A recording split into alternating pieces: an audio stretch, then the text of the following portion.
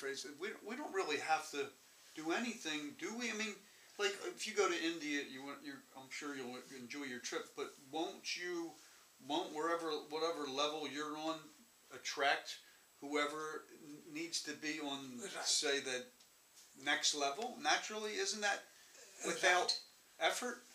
That kind of stuff. That's what I noticed in life anyway. So wherever we are, we need stimulation. Satsang, satsang. Like say you come here, this stimulation, something lifts you.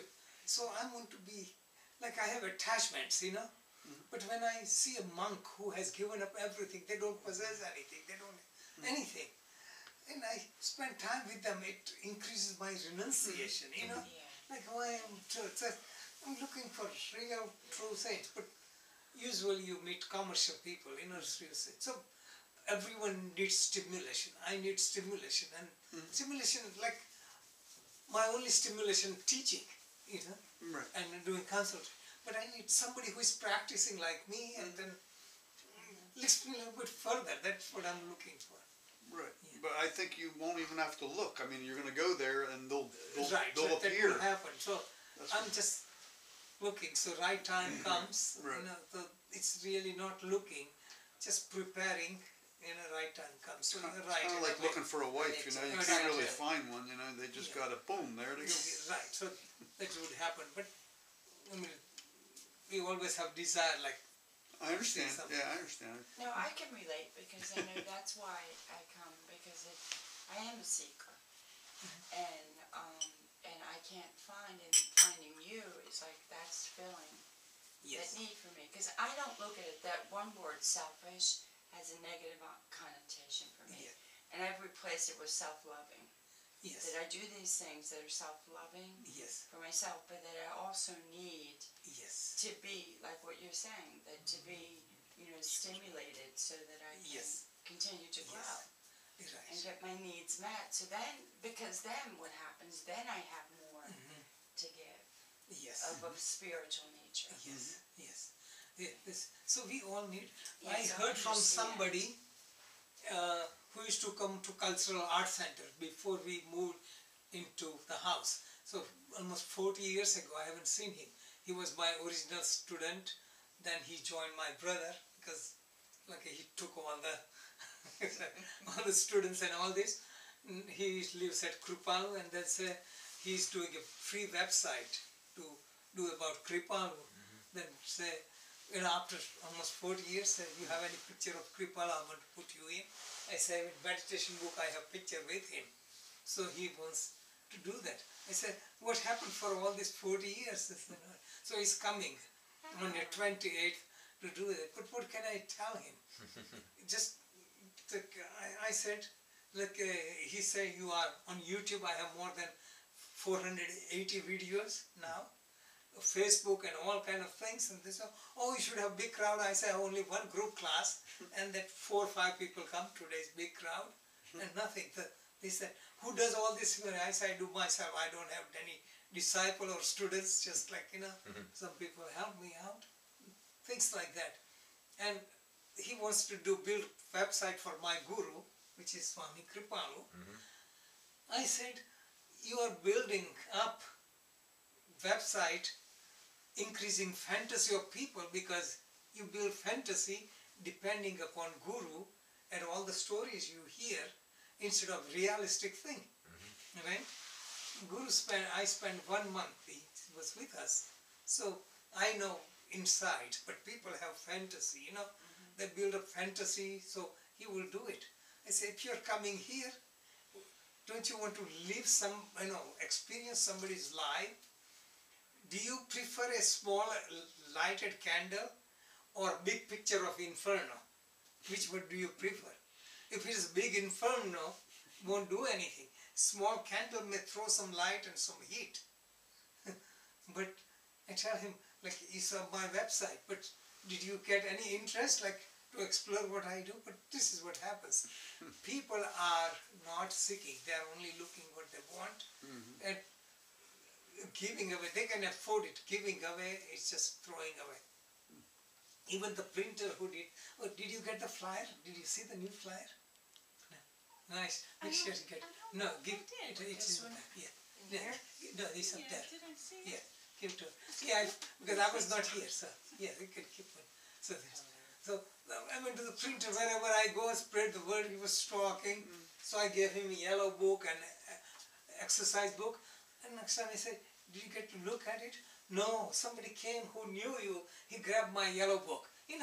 No, it's a cute. I gave it to him. He gives it. This is a common story. So sometimes we have desire to help, but people are not worthy. So don't cast the pearls in front of a swine. That's the thing. So as you evolve, I think I can see why spiritual master observe silence. Because there is no use of talking, because people hear what they want to hear. So, you just observe silence, your presence says it more. They cut out their own tongue just on purpose. Yeah. They had enough. Yeah. Michael, anything? Lately I've been getting into the like physical things, and you were talking about thinking about God and how Yes. wonderful. It's a good way to for bhakti, and I don't know. It's off the wall. My wife's a biology teacher, so I give her science quizzes every day. I find things. I quiz her, and my kids too. Yes. And one thing I found out, the moon circles the Earth at 2,300 miles an hour. Pretty quick. The Earth's orbits the Sun is 66,600 miles an hour. 66,000. And we just have gravity. It's called the weak force. Yeah, gravity's called the weak force. It is, because you can pick this up. It's nothing. Yes. But it's holding us on the Earth as we go 67,000 miles an hour around the Sun. And the Sun is moving with space, not really through space. It's really space is expanding, and the planets are in it. And that's at a rate of 1.5 million miles an hour. That's from the Big Bang. So I just find that absolutely amazing. So, and here we are attached to, That's why no wonder I'm busy all the time. The universe is going fast.